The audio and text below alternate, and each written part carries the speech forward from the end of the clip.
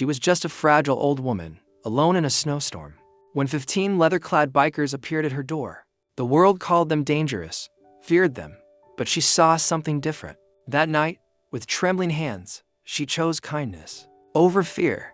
She opened her door, never knowing her decision would set off a chain of events that would shake the entire town. Because by morning, her small home wasn't just shelter for 15 bikers, it stood before 100 roaring motorcycles, lined up like an army. Why had they come?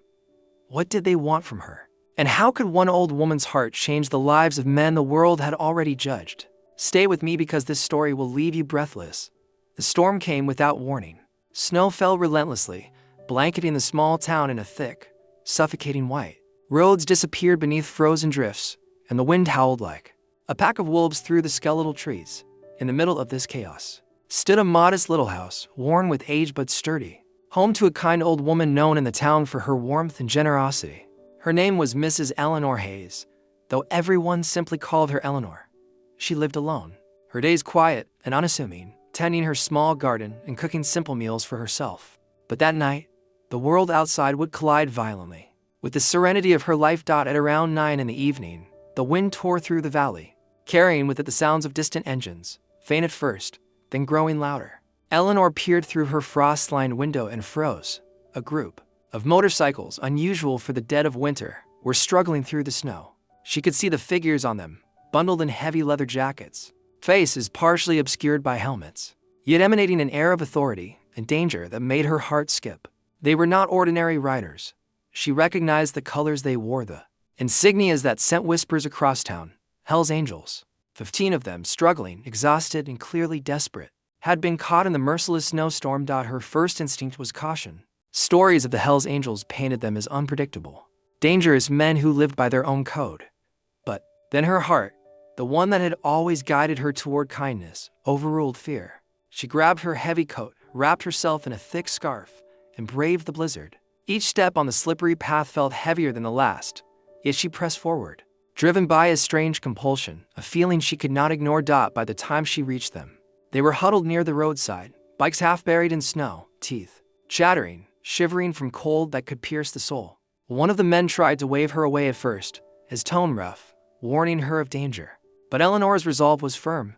"You're coming with me," she said simply, her voice unwavering. She didn't ask questions, didn't negotiate. She simply opened the door to her home, and they followed. Inside, the warmth of her home was immediate. The smell of fresh bread and burning wood filled the air, disarming them in a way no words could. She guided them to chairs by the fire, fetched blankets, and handed out mugs of hot tea. Silence fell for a moment, broken only by the crackle of the fireplace. The men were suspicious at first, unsure whether this old lady was naive or dangerously bold. Eleanor simply smiled and offered them warmth, food, and shelter. The most human kindness she could. Hours passed. Snow continued to batter the house, but inside, a fragile comfort grew. Eleanor listened as the bikers exchanged stories, small pieces of themselves surfacing in the safety of her hearth. The rough exterior that everyone feared was real, but beneath it, she sensed exhaustion, loneliness, and the same longing for human connection that lived in all hearts. She moved quietly between them, serving more tea, offering words of encouragement, a touch here, a laugh there. The storm outside roared, but within those walls, a different world existed, one of fragile trust and unexpected humanity. As the night deepened, the bikers decided to rest. Eleanor had prepared small sleeping arrangements, makeshift beds near the living room and kitchen. Some tried to protest, insisting they were capable of handling themselves outdoors, but she held firm. "Not tonight," she said. "You're safe here, whether you like it or not." There was no argument after that. For the first time in hours, the men let down their guard, surrendering to exhaustion and the warmth she offered without question. The next morning, the storm had not yet fully retreated. Snow continued to fall, thick and heavy, but the first rays of sunlight filtered weakly through the clouds. Eleanor woke early, preparing a simple breakfast. The smell of sizzling bacon and brewing coffee filled the air, and soon, the bikers stirred. What had seemed impossible the night before had become their temporary sanctuary. Then, as Eleanor stepped outside to check on the motorcycles, her eyes widened. Something she had never expected. The path that had been nearly invisible in the storm was now lined with dozens of motorcycles, gleaming under the weak morning light. More than 100 bikes had arrived, engines idling softly, their riders looking toward her home. The Hells Angels she had sheltered last night were not alone. They had brought the entire group. Eleanor's heart pounded not with fear, but with the sheer magnitude of the moment. She took a hesitant step back, unsure of what to do or say. The leader of the bikers, a towering man with a scar across his cheek, dismounted first. His helmet was removed, revealing piercing eyes that were now fixed on her. He spoke, his voice calm but commanding. "You helped us last night. You saved us from the storm. We don't forget that." Eleanor's mind raced.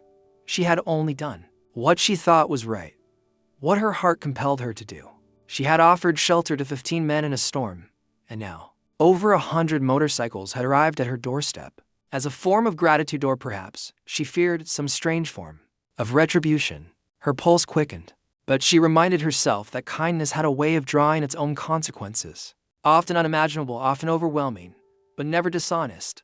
The bikers approached, one by one, some nodding respectfully, others offering small smiles, gestures that were strange in their usual world of toughness and intimidation. Eleanor realized that last night had forged a bond, fragile but real, between her and these men. In their world, kindness was rare, almost alien, and in her world, danger was foreign, almost unthinkable. Yet the collision of these two worlds had created something extraordinary, something that could not be undone. Inside, she felt the warmth of her home even stronger now, as though the presence of so many men could not diminish it. She went back to the kitchen, preparing more tea and breakfast, unsure if she should speak, unsure what to expect. The leader followed, his eyes softening slightly. "We wanted to say thank you properly," he said. "You didn't have to risk yourself for us. Most people wouldn't." Eleanor simply nodded, a quiet smile on her lips.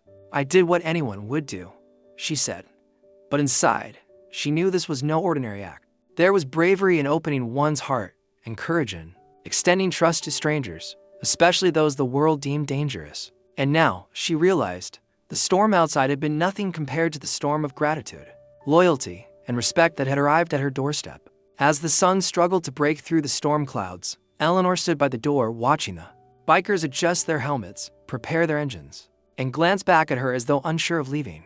She felt a strange mix of pride, fear, and awe. The world outside was harsh and unpredictable, but inside this small home, something rare had happened. A bridge had been built between two worlds, one of kindness, one of power, and neither had expected it. She knew this day would change her life forever, not because of danger or notoriety, but because the simple act of offering shelter had awakened something larger, something that could not be measured by words or numbers. And as the first engines roared to life, she realized that the story of last night was only the beginning.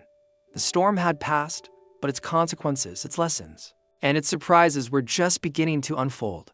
The first engines roared to life, filling the crisp morning air with a deep, vibrating rumble. Eleanor watched as the motorcycles lined up neatly, more than 100 in total, their chrome glinting in the weak sunlight that struggled through the retreating storm clouds. The Hells Angels she had sheltered the previous night were now joined by dozens more, each one towering, muscular, and imposing. Yet as she stood on her porch, fear began to melt into awe. What had started as a simple act of kindness had grown into something she could never have imagined. The leader stepped forward again, this time with a small notebook in his hand. He flipped it open and looked at Eleanor with an intensity that was disarming rather than threatening. "Last night, we were lost. The storm could have taken us," he said, his voice quieter than before, almost reverent. "But you gave us warmth, you gave us food, and more than that, you treated us like human beings, not monsters the world calls us." Eleanor felt a lump form in her throat. She had only done what felt right. She had never imagined that her simple gesture would ripple into something this extraordinary. She opened her mouth to speak, but the words faltered. How could she explain that kindness was instinct, not strategy, not a decision to impress a group of hardened bikers? She simply nodded, letting the silence speak for her. The leader continued, now addressing the entire group. "We don't forget acts like this," he said. The bikers around him murmured in agreement, some tapping the side of their helmets in respect. "In our world, loyalty is everything. And last night, this woman showed us a loyalty the world rarely offers, a loyalty of heart, without question or reward." Eleanor's hands trembled slightly as she poured more tea into the waiting mugs, offering a quiet welcome to the men who had, in the span of a single night, transformed her modest home into a sanctuary of unexpected power and respect. The air inside her house was filled with warmth and tension simultaneously. These were dangerous men, yes, but they had just shown her a vulnerability that none outside their circle had ever seen. And in that vulnerability, she found a strange, unsettling connection. Then a younger biker, barely out of his 20s, stepped forward hesitantly. His hands shook slightly as he removed his gloves. "Ma'am," he began, his voice unsteady. We don't usually do this. We don't usually stop. But last night, you reminded us of something important, that there's still good in the world. And we want to make sure you're safe." Eleanor looked at him, eyes widening. Safety. She had never asked for safety. She had asked for nothing at all, only offered what she could. But now, these men strangers who could intimidate entire towns were promising protection. It was overwhelming. Her heart raced, but it wasn't with fear anymore. It was a mix of gratitude, disbelief, and a strange, almost cinematic sense of destiny. Outside, the motorcycles shifted, engines idled, and some of the men adjusted their positions, as if forming an unspoken circle around her home. Eleanor realized that this was more than gratitude. This was a declaration. They had come not just to say thanks, but to ensure that her life, this quiet existence that had seemed so fragile, would never again be threatened. Hours passed. The bikers made small gestures of respect, moving snow from her walkway, stacking firewood, even helping to repair minor damages from the storm. Eleanor watched, silently amazed. This was not the chaos she had feared. This was something else entirely, a community she had never asked for, built purely on a single night's act of bravery and compassion. Then the leader spoke again. "We have a tradition," he said, his voice low and serious. Eleanor's eyes narrowed slightly. She wasn't sure she wanted to know what this tradition involved, but she listened, heart pounding. "When someone shows us unexpected kindness," he explained, "we honor them, not with words alone, but with action. You will not be left unrecognized for what you've done, and the world will know it." Eleanor's mind raced. Recognition. She had never wanted recognition. She had never sought it. All she had wanted was to help. And yet, here she was, surrounded by men who could crush her house with a single push, promising to honor her in ways she couldn't even imagine. Her pulse quickened. She realized that the story of last night was only the beginning, and the storm that had seemed so devastating was nothing compared to the storm of consequences, admiration, and power now swirling around her small home. By midday, neighbors began to emerge from their own homes, cautiously watching from a distance. Word had spread quickly. The sight of over 100 motorcycles lined up neatly in front of an old woman's house was enough to draw curious onlookers, some of whom whispered in disbelief. Eleanor felt a wave of anxiety. She had not sought this attention, but she also understood that she had crossed into a new reality, one where the world would never see her as simply an old woman again. She had become part of a story larger than herself. One of the bikers approached her and handed her a small envelope, sealed and heavy. "This is from all of us," he said quietly. "Open it when you're ready." Eleanor took it with trembling hands. She could feel its weight, not just in paper, but in the significance it carried. She returned inside, closing the door gently behind her, and carefully broke the seal. Inside was a note, simple yet profound. It read, "For your courage, your heart, and your unwavering kindness, you have reminded us who we are. We are forever in your debt. Never doubt the power of what you did." Beneath the words was a small key, heavy and old, attached to a tag with a single word, "Safe." Eleanor stared at it, a mixture of tears and awe filling her eyes. She realized, in that moment, that these men, once strangers, once feared, had now woven themselves into her life in ways she could never have imagined. The day wore on. The bikers left gradually, one by one, each giving a respectful nod or wave, engines roaring back to life as they departed.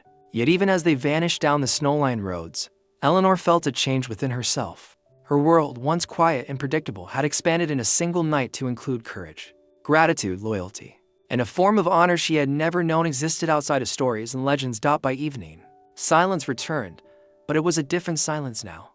It was a silence heavy with memory, with the understanding that she had witnessed something extraordinary. Eleanor sat by her fireplace, holding the key in her hands, contemplating the events of the past 24 hours. She realized that this was more than a story of a storm, or of sheltering men in need.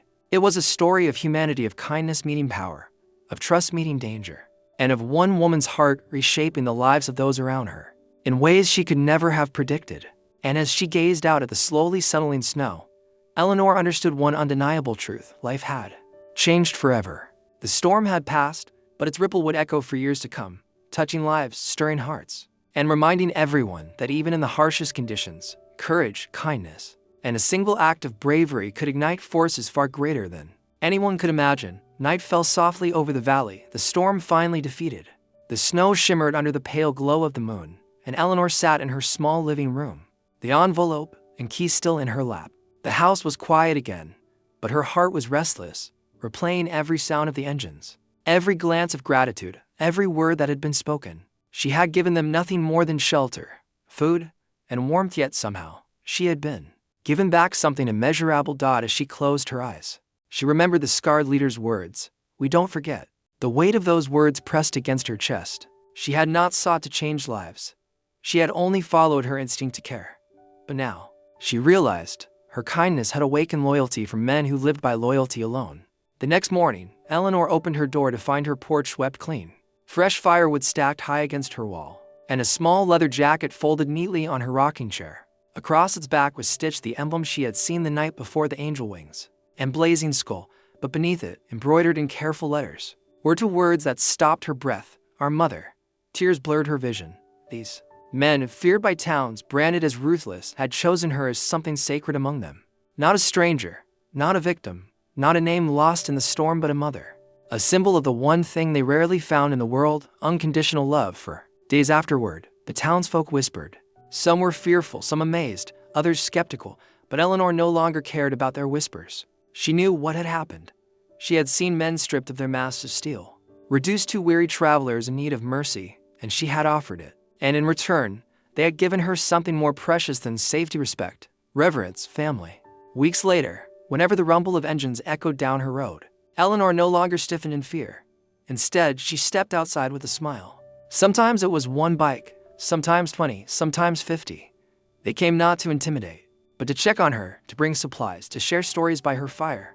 And each time, her porch filled with leather and laughter, and her once lonely home became a place of belonging. On one such evening, the leader stood in her doorway, his voice rough but softer than before. "You should know, Eleanor," he said. "Storms come in many forms. That night, you gave us shelter from the snow. But more than that, you gave us shelter from the storm inside us. That's something we'll carry forever." Eleanor felt the truth of his words settle into her bones. She was no longer just an old woman in a quiet town. She had become part of something larger, something untouchable. And as the engines roared again into the night, lining up like guardians before vanishing into the horizon, Eleanor whispered to herself, with a trembling smile, "The storm saved me too." For in the harshest winter, in the unlikeliest of strangers, she had discovered the power of kindness, the kind that echoes long after the snow melts, the kind that turns fear into loyalty, and the kind that transforms one lonely life into a legend. If this story touched your heart, don't forget to hit that subscribe button and turn on the bell so you never miss the next story. Give this video a like if it moved you, and share it with someone who needs a reminder of the power of kindness. And if you've been with me till the very end, thank you. Your support means everything, and together we'll keep bringing more stories that inspire, surprise, and stay with you long after the video ends.